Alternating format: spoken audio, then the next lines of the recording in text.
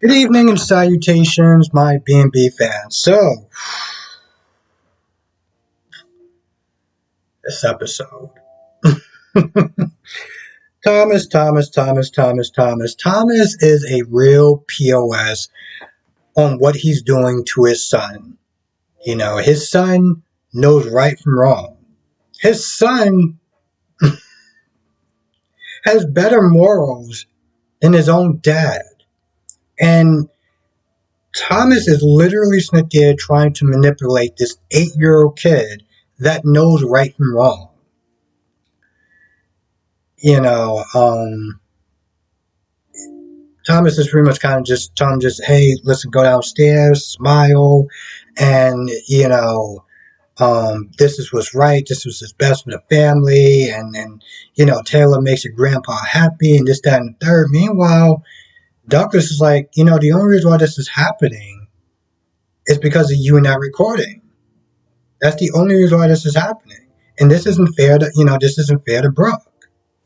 But of course, he's a kid, and Thomas is just being very, somebody in the comment section said that he was being very emotionally abusing. And I wouldn't sit there and say he was emotionally abusing, but I would sit there and say he is just being, I wouldn't classify that as emotionally abusing. I would definitely sit there and say he's being a terrible dad. Without question, he is definitely being a terrible dad. Um, Now, at some point, they go down the stairs and about to go down the stairs, and Thomas is like, oh, just make sure you smile and just smile, smile. So Douglas smiles for him, but the minute he turns around, he's just like, so they're going downstairs. Before that, Donna was talking to Eric, and she was like, yo, listen, I can't be here. I can't support this. I'm gonna be with my sister. I'm not doing it.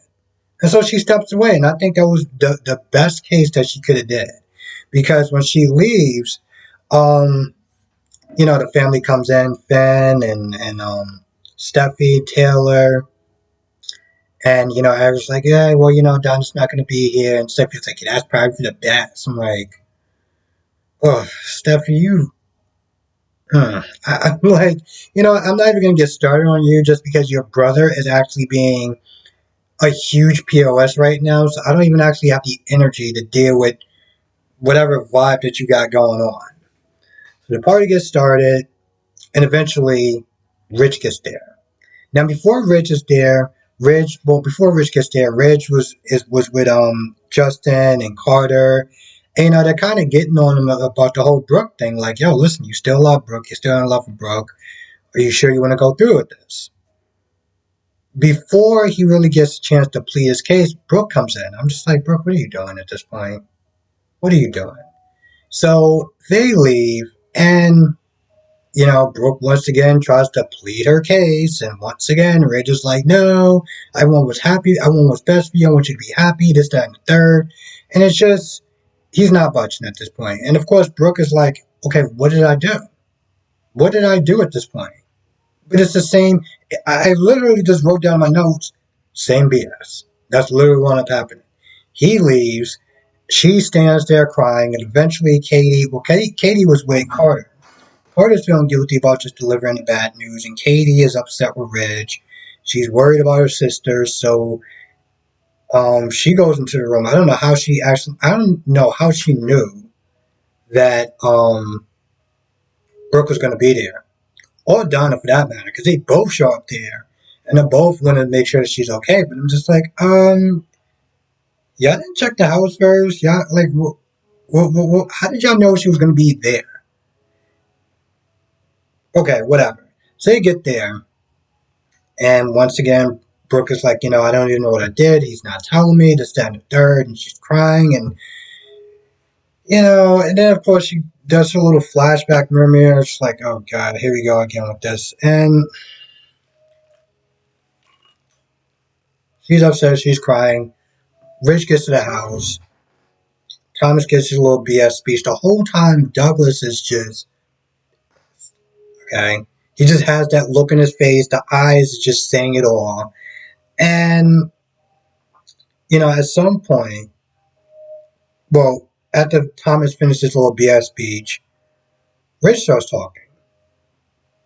And, Eric is just like, I'm just wondering what happened. Like, how did this happen so fast? Like, because his whole head is just spinning with this whole news about them getting married and them breaking up.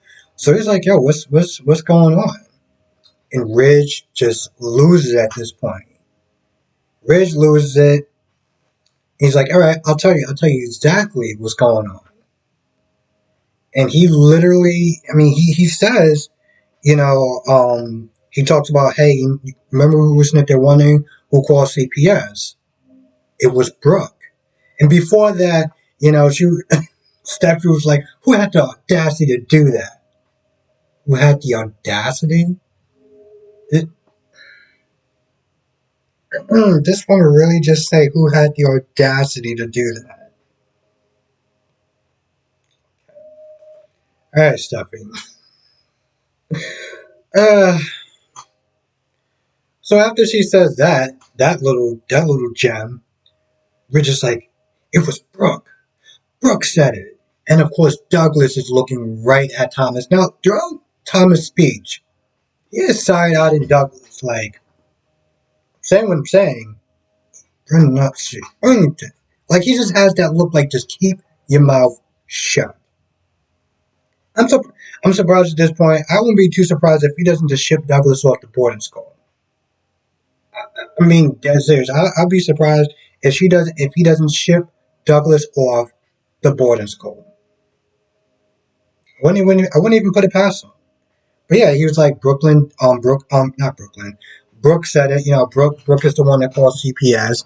Douglas is looking like, and of course Thomas is looking at Douglas like, don't say anything, because at that point you just felt like Douglas wanted to really just come right out with it.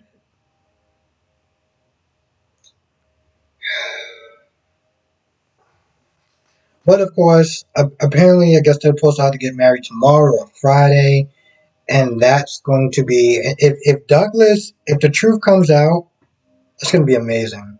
That's going to be a really good episode.